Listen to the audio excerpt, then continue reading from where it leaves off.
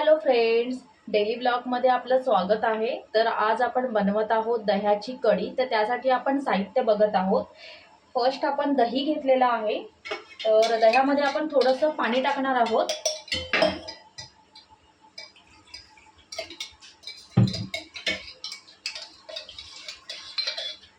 दह्यामध्ये आपण आता थोडंसं पाणी टाकलेलं आहे। तर आता आपण त्याच्यामध्ये थोडंसं बेसन मिक्स करत आहोत। बेसन मिक्स केल्यामुळे आपलं जे दही असतं ना ते फुटत नाही, म्हणजे कढी फुटत नाही। जा तिकडे। चला आता आपण गॅस ऑन केलेला आहे आणि हे दही आहे ना थोडंसं रवी घेऊन आपण त्याला जरा घोटायचं आहे।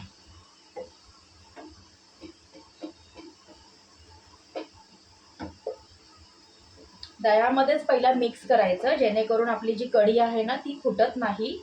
तर आता आपला टोप आहे ते तापलेला गरम झालेला आहे। तर त्यामध्ये थोडंसं आपण ऑइल मिक्स करत आहोत। ऑइल टाकत आहोत। ऑइल गरम झाल्यानंतर आपण त्याच्यामध्ये थोड्याशा 2 मिरच्या मी चॉप करून घेतलेल्या आहेत। थोडंसं कढीपत्ता टाकणार आहोत आणि थोडंसं लसूण ठेचून घेतलेलं आहे ते आपण टाकत आहोत।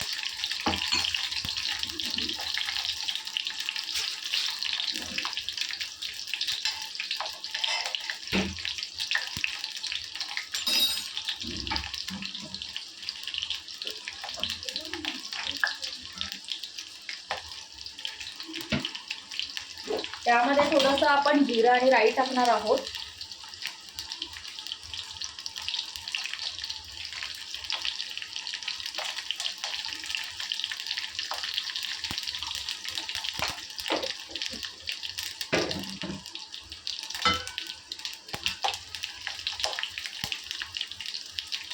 जिरा राई जरा तडतडायला लागल्यानंतर आपण त्याच्यामध्ये थोडंसं हळद टाकणार आहोत आणि ही दह्याची जी कढी आहे ना ती यामध्ये ओतणार आहोत।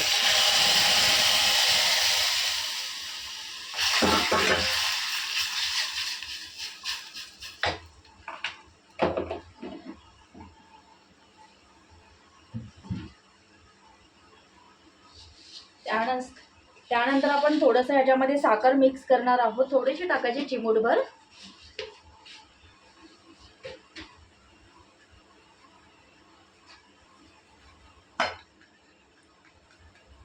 आणि थोडंसं आपण हिंग टाकणार आहोत ह्याच्यामध्ये। आपण जे नमक सॉल्ट आहे ना ते आपण बंद केल्यावरती टाकणार आहोत, जेणेकरून आपली जी कढी आहे ती फुटणार नाही।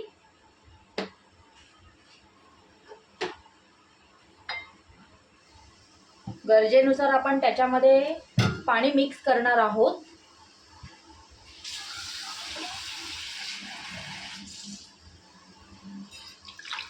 बघा, आपल्याला जेवढं पाणी पाहिजे तेवढं आपण मिक्स करायचं। बघा कसं कलर आलेला आहे। तर तुम्ही पण अशा प्रकारे बनवून बघा कढी। तुम्ही आमच्या चॅनलला सबस्क्राइब करा, जेणेकरून तुम्हाला नवीन नवीन ज्या रेसिपी आहेत त्या रोज येत राहतील।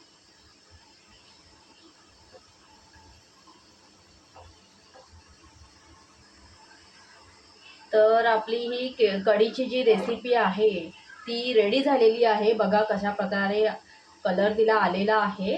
तर तुम्ही पण या पद्धतीने बनवून बघा। तुम्ही कसं बनवता ते तुम्ही आम्हाला कमेंट करून सांगा। तुम्हाला जर ही रेसिपी आवडली असेल तर तुम्ही कमेंट करा, शेअर करा, फॉलो करा आणि सबस्क्राईब करा। आणि मी थोड्या वेळाने ह्याच्यामध्ये सॉल्ट टाकणार आहे। सॉल्ट टाकलेला नाही आहे मी। तर तुम्ही पण असंच करा, बेसन आणि दही मिक्स करून शेवटी सॉल्ट टाकायचं, जेणेकरून काहींची कढी जी असते ती फुटते, तर फुटणार नाही। चला, बाय बाय।